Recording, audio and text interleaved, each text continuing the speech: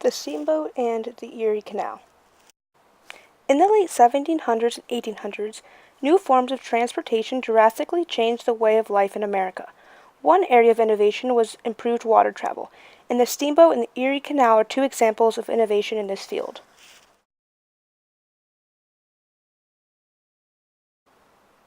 A steamboat is a boat which is propelled by a steam engine, which usually powers paddles which turn and move the boat, and it was used for carrying both people and goods.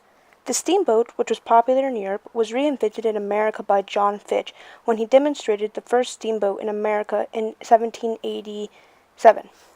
James Rumsey and Oliver Evans also made strides with the steamboat, but all of these scientists faced problems with their personalities, connections, or with patents. Robert Fulton, who was around after these scientists, gets most of the fame for the steamboat because he was the first to successfully use it. He used his connections with his business partner in order to secure a monopoly on the Hudson River, and in 1807, the Clermont made its maiden voyage as the first steamboat in public service. Before the use of steamboats, river travel was slow and dependent on manpower as well as river currents. This proved difficult and restricted travel, especially upriver. The steamboat traveled 5 miles per hour, which was astonishing for the time, and sped up travel while also allowing upriver travel which had previously taken place on land. The steamboat had many impacts on American society. For starters, it decreased travel time significantly. For example, the Clermont went from New York City to Albany in 32 hours, and previously this journey would have taken about 5 days using wind power. The steamboat also allowed farmers to sell surplus crops to more isolated locations, and this led to regional specialization. This also meant that farmers became more dependent on manufactured goods because they became less self-sufficient. The steamboat facilitated travel and therefore encouraged westward movement. And on the negative side, it was also a source of pollution, and they were considered dangerous because there are many accounts of them blowing up. The original Erie Canal, which was proposed in 1808 and finished in 1825, connected Lake Erie and the Hudson River. It was 363 miles long, 4 feet deep, and 40 feet wide.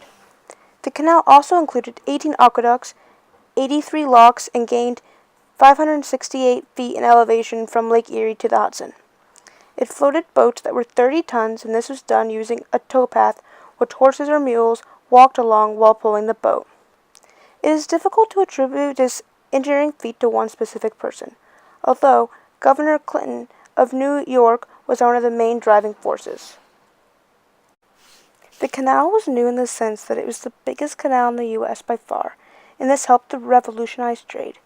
It also helped to open up trade and travel between the Great Lakes and New York. Like the steamboat, the canal had many impacts on American society. It cut the shipping by a third and made it cheaper, which ultimately increased trade for New York businesses. The canal also led to the physical and financial growth of many cities, which were located throughout the length of the canal, as well as made New York City the main international gateway for trade. This was because the next nearest way to get to the Midwest was to go through New Orleans, which was much further away for places like Europe.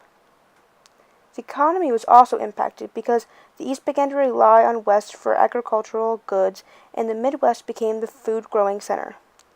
This also caused the Northeast to become the dominant group in the society. The canal also opened the flow of people and ideas throughout the Midwest and made the U.S. a more unified place. On a negative note, the building of the canal was considered very dangerous and at times proved to be deadly.